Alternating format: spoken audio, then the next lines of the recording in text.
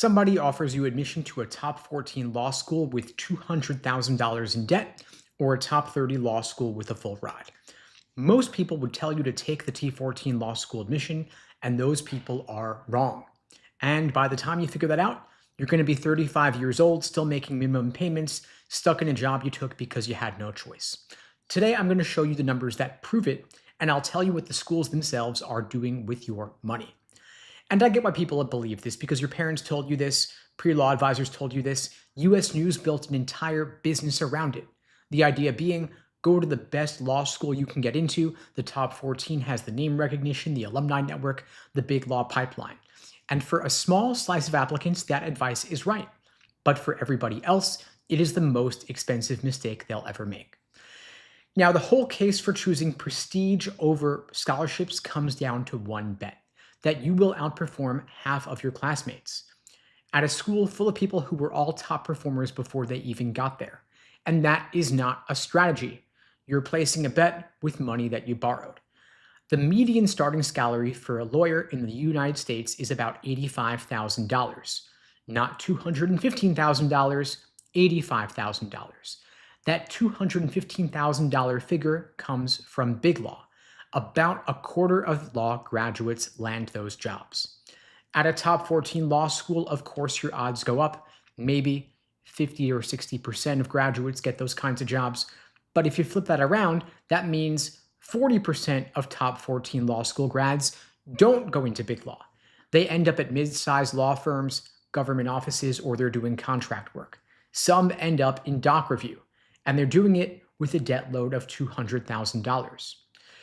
Now think about two people from the same college, same GPA, same LSAT.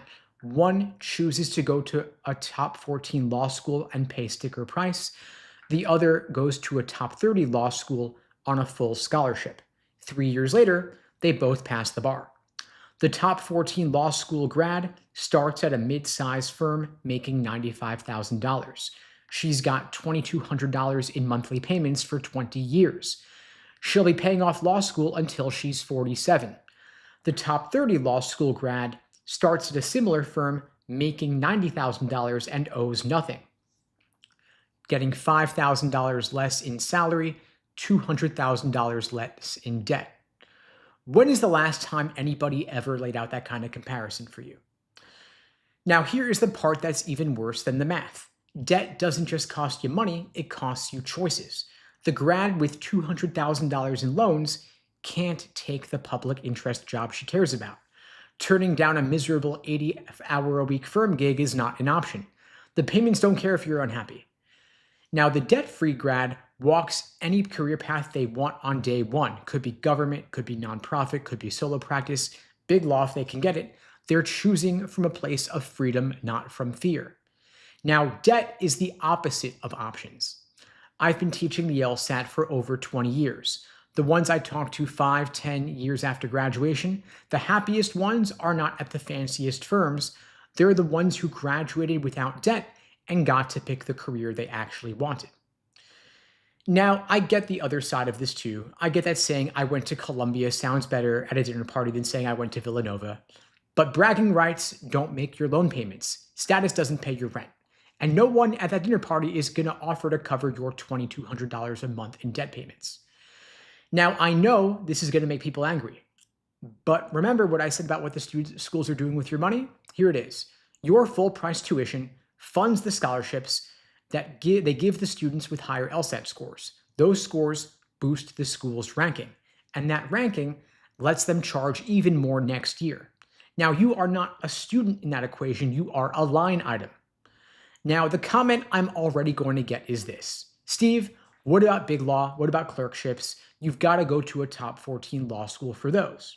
And that's fair. I mean, if your goal from day one is a Vault 100 firm or a federal clerkship, the top 14 does give you a real edge. I'm not pretending otherwise. But you had better be certain, because if you borrow $200,000 betting on that outcome and you change your mind 2 years in, there is no exit ramp. That debt follows you into every job and every year of your 30s. Now, for the vast majority of people applying to law school, a full ride at a lower ranked school will give you a better career and a better life, than going to a top 14 at sticker price. Now, a school's ranking tells you how good this school looks, it tells you the reputation, the prestige, but your loan balance tells you how free you will actually be.